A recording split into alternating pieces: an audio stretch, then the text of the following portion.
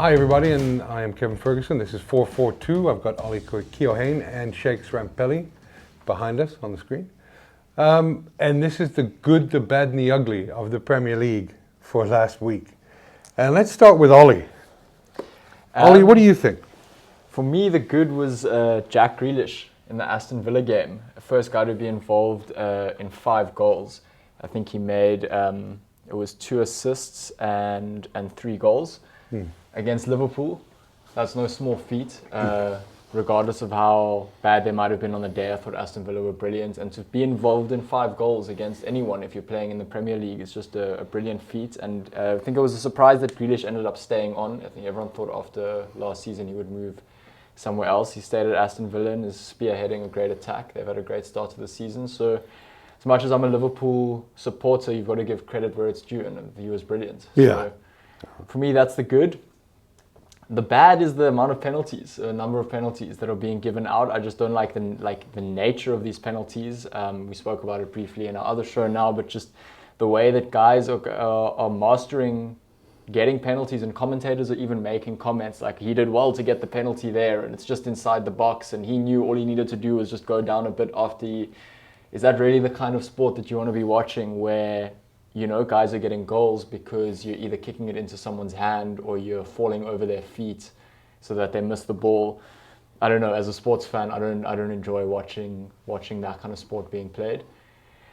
The ugly has to be Manchester United, though, even worse than the penalties. Like you guys have both said, Liverpool, as bad as it was, particularly bad day for Liverpool, particularly good day for Aston Villa. You get the sense that that's a blip in what's going to be a good season for Liverpool, and it's still going to be a good season for Aston Villa.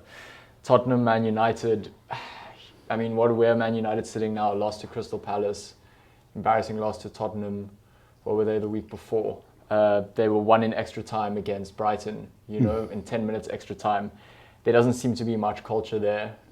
Like you said, Shakes, previously, Ole Gunnar Solskjaer's sort of taking off Bruno Fernandes, the way he spoke after in the post-match. They didn't carry themselves with grace or dignity. You've got Harry Maguire there, moping, wearing the armband, doing nothing. I don't know, it was ugly scenes to watch. Yeah, it certainly was. Good choices. Shakes, what about you? Good, bad, ugly? So, funny enough, I think I will start off with the good. The good for me was, I'd have to give it up to, I would easily say Leeds' performance against Manchester City, but I'm going to go with West Ham, guys. And the good with West Ham is because they played against Leicester away, and considering the fact that they played against Wolves the previous game in the league, and they've outperformed both teams so well. And these are 2 teams that done really well last season in the league. You would consider them as tough opponents, but just the way West Ham brushed them aside was really, really good. And West Ham's performance over the weekend, I'm really impressed with how they're playing, especially considering the smoke screen that's been happening around them with Diangana sold and Mark Noble on the bench and all that stuff. But they outperformed Leicester. It was no luck.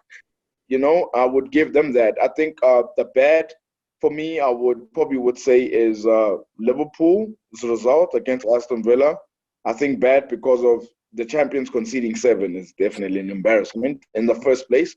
I think conceding 7 is an embarrassment. I think even the performance as well. I mean, Adrian was not so great. I think they're going to concede a lot more goals with him in goal. So in the Merseyside derby, I'm sure Everton have 2 goals already. And then I don't know how many Liverpool have.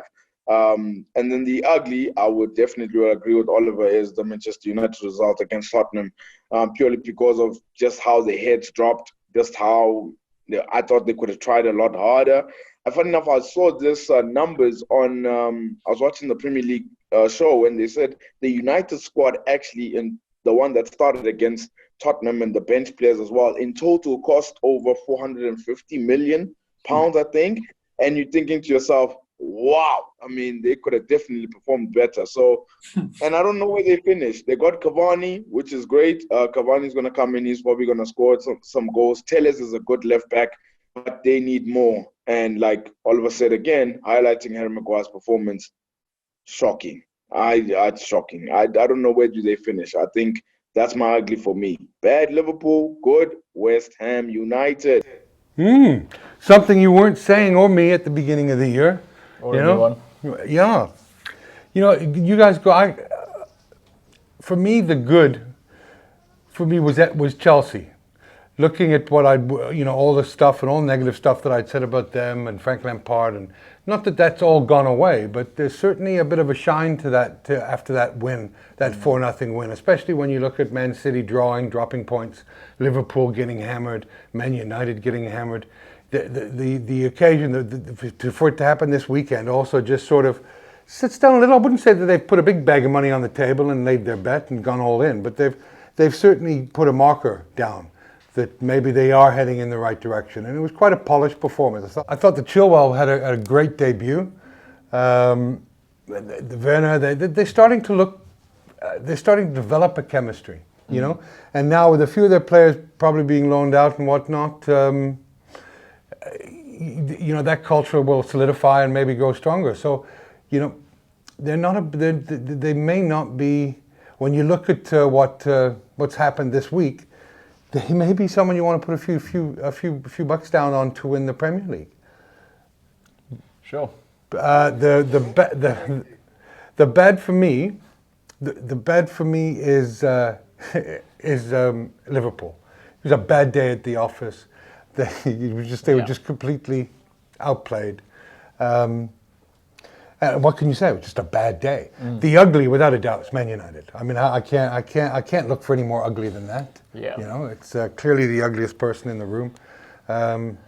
Should Ole Gunnar Solskjaer be coaching that team? I don't think so. Have they spent wisely? I don't think so. Pogba, I didn't even realize he was playing on Saturday. He was so invisible. It was ugly. UGLY. You don't need no alibi. You're ugly. That's all I can say. Yeah, it was one of those. I will also say, I think a mention or a shout out mention should also go to Leeds.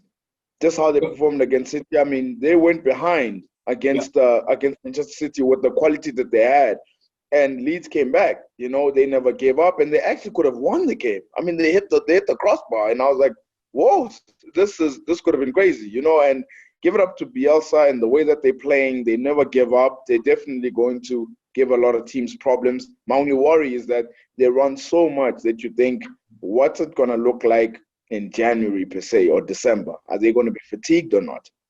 Just on your point about Leeds and that sort of idea of team culture and coming back against Manchester City, like you spoke about Man United not spending wisely, you spoke about how much their formation cost, but then I think it was Patrice Evra afterwards saying that, you didn't...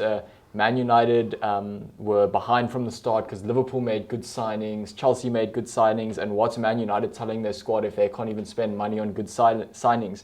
Which I think is a bit of a cop-out, because you're essentially saying that you're incapable of building team culture within your squad that exists. A formation, like you said, that costs, 450 million pounds or euros.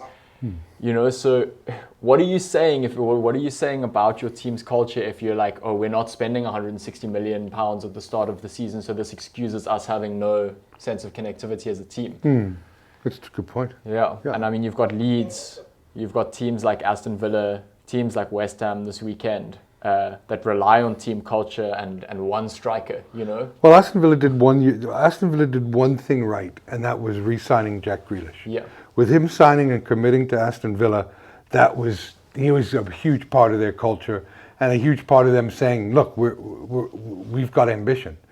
And for him to sign on the dotted line was a huge boost for them. For sure. And, whereas Man United, what do you say?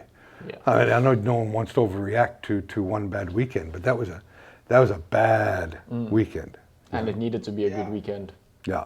Yeah, especially after, they were lucky to get away with a result to Brighton the week before. They haven't been looking classy, or they haven't looked like a top four side for sure. Yeah.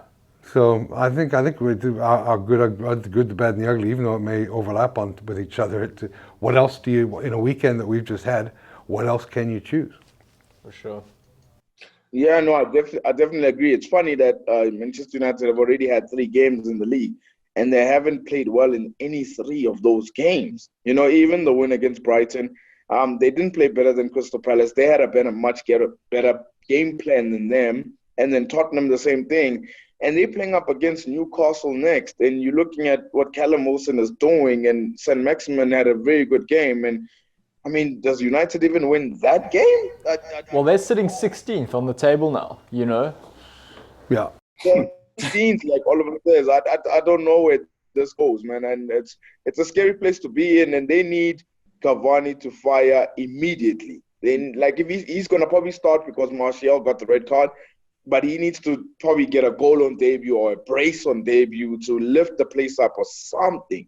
They definitely need something because it's just looking not so great. Even as you're saying these names, you're just thinking, how did they lose so badly? You know, Martial, I guess Cavani's coming back, but like supposedly Harry Maguire, Paul Pogba, all these names in the squad. It's not like they're lacking. No, and worst of all, when you look at Tottenham last weekend, Tottenham had a Carabao Cup game.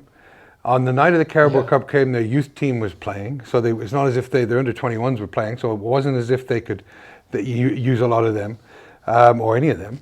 They played in Europe on Thursday. So if there was a team, and I did pick Tottenham to beat Man United, but if there was a team that Man United should have torn apart, it should have been Tottenham, because they should have just been out on their feet. Yeah. But it was the opposite. I mean, Tottenham looked like they could run for days, and it's just a Kevin, shocker. it's a brilliant point that you mentioned there, Kevin, for real. And I say brilliant because, I mean, Tottenham had played like what? They played a game on Thursday, played a game on Tuesday, and then played a game on the previous Saturday, I think. Yeah. And they should have been gassed. But it looked like Manchester United were gassed. And they played games. And that's worrying signs for Ole Gunnar Solskjaer. I don't know if he actually lost the whole season, I think. Yeah, it's a big step. I mean, has he lost the confidence of Man United fans? Has he lost the change room? You know, does he have that? I don't know.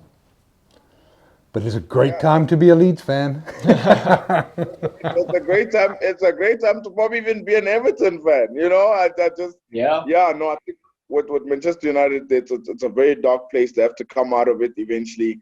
And the new signings just have to hit it off immediately, and we'll see as to what happens from there on. Yeah, it's probably the break is coming at the right time for them. You know. Agreed. Definitely agreed. It's come at the right time for them. Yeah. Well, I'm looking forward to getting back into the Premier League in I think in a couple of weeks' time. And thanks, guys. Thanks for the input, and we'll chat again. Cheers, Shakes.